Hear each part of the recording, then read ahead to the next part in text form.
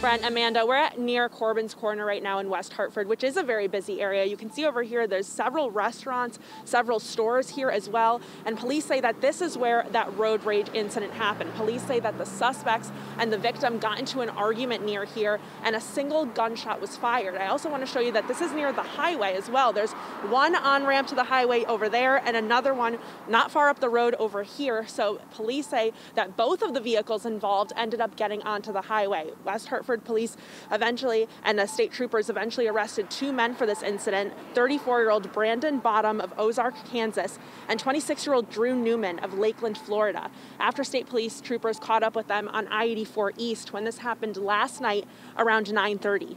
Both men are facing several charges. Bottom is charged with unlawful discharge of a firearm, carrying a pistol without a permit, and carrying a firearm under the influence, among other charges. Newman also facing several charges, including reckless driving and being a felon in possession of a firearm. Both of those men were arraigned in court in Hartford today. Now, West Hartford police say that the suspects in this situation and the victim in this situation did not know each other, and they did say that there was no injuries as a result of that gunshot. Live in West Hartford, Gabby Molina, Fox 61 News.